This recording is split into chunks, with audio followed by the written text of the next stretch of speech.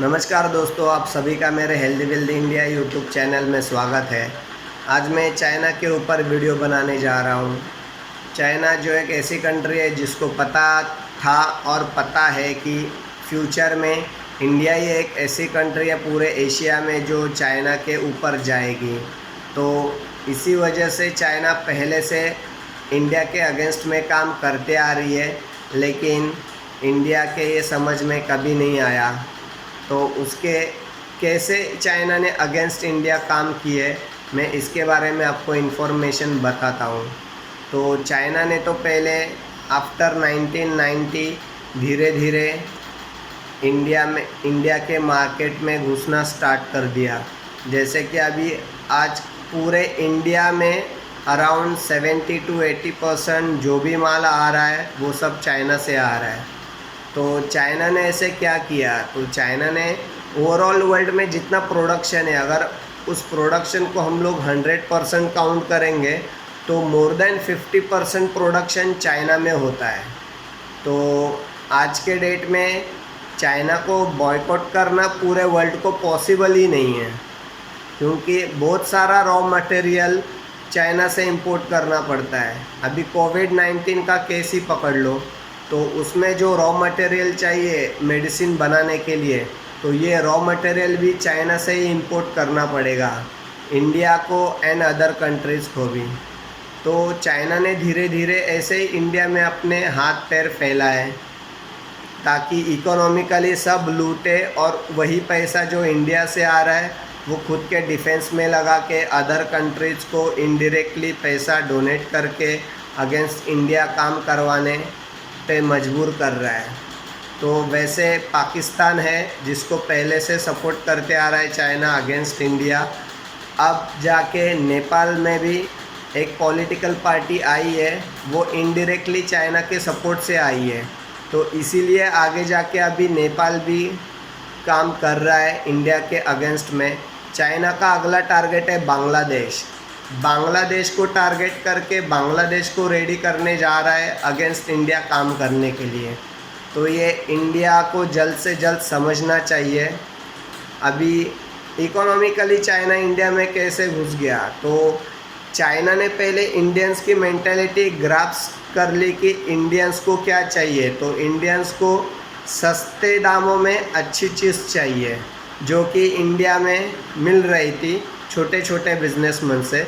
लेकिन अगर हम लोग उनसे भी सस्ता माल मार्केट में लाएंगे तो चाइना को पता था कि ये इंडियन मेंटालिटी है, हमारा सामान ज़रूर खरीद लेगी।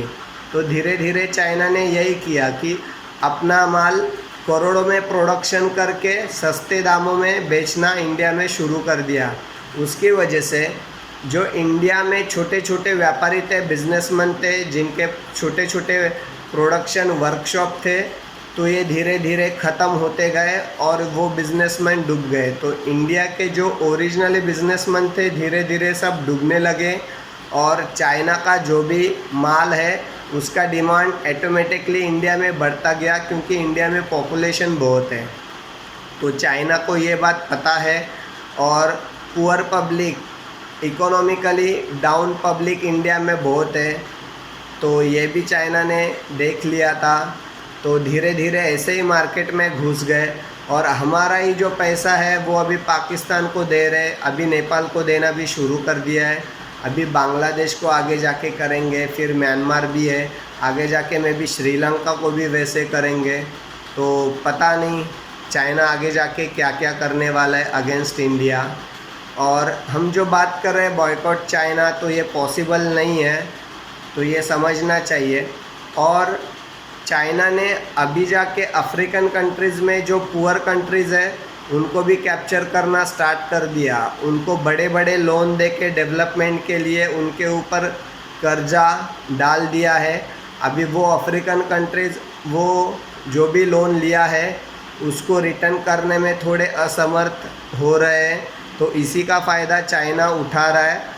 और अफ्रीकन कंट्रीज़ में बहुत सारे ऐसी जो कंट्रीज़ हैं उनके ऊपर अभी चाइना खुद का कंट्रोल लाने की कोशिश कर रही है। तो इनडायरेक्टली एशिया में भी बहुत सारे कंट्रीज़ पे चाइना होल्ड कर रही है और दूसरी तरफ अफ्रीका के भी बहुत सारे कंट्रीज़ है उनके ऊपर अभी चाइना कंट्रोल करना शुरू कर चुका है। तो आगे जाके ये बहुत डेंजर सिचुएशन क्रिएट करेगी पूरे वर्ल्ड के लिए चाइना। और ये हमारे गवर्नमेंट ऑफिसर्स एंड पॉलिटिशियंस जो भी है वो जिस भी पार्टी के हो, अभी नहीं जागेंगे तो आगे जाके सिचुएशन बहुत ख़राब होने वाली है।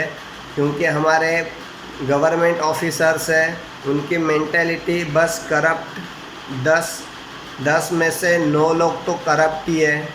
पॉलिटिशियंस का भी वही हाल है, 100 में से मोर देन 95% सब करप्ट है। किसी को भी देश का भला नहीं होने देना है, तो सबको अपना ही प्रॉपर्टी बनाना है करप्शन कर के।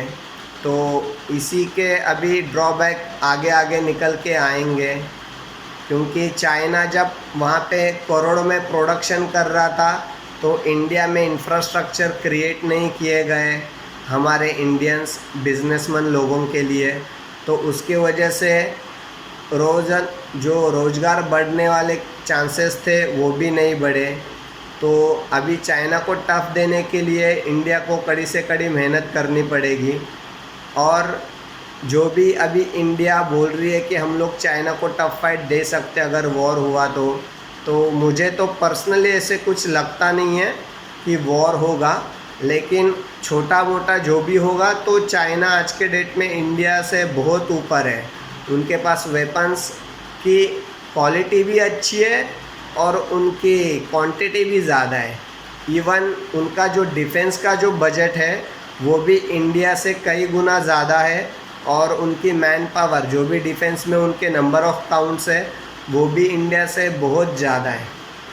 तो जैसे लगता है वो वैसे उतना इजी है नहीं है वॉर, और होगा भी तो भी इंडिया को ही ये वॉर भारी पड़ेगा।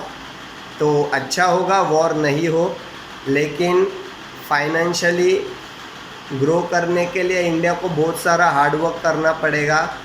क्योंकि अब अच्छा मौका है कि चाइना कोरोना की वजह से बहुत सारे वर्ल्ड की जो अच्छी कंपनियां जो चाइना में वेल इस्टेब्लिश थी वो अभी बाहर आ रहे हैं। तो अगर इंडिया उनको अच्छा फैसिलिटी देंगे तो धीरे धीरे ये कंपनीज हमारे इंडिया में आ जाएगी और यहाँ पे रोज़गार बढ़ते जाएगा।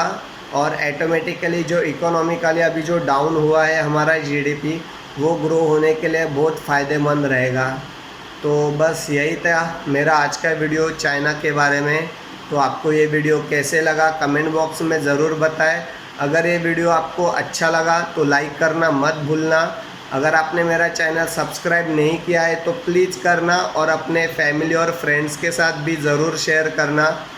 और अगर आपने बेल आइकॉन हिट नहीं किया है तो हिट ज़रूर करना, क्योंकि मेरा नोटिफिकेशन आता रहेगा। मैं जो भी वीडियो बनाऊं उसका नोटिफिकेशन आपको आएगा। तो धन्यवाद। और मेरे 100 सब्सक्राइबर्स हो चुके हैं, तो ये सब आप सभी के वजह से। तो मैं आपका बहुत शुक्रगुज़ार हूँ। ऐसे ही मेरे ऊपर आपकी दुआ रहे, बस यही मैं ऊपर वाले से दुआ करता हूँ। धन्यवाद।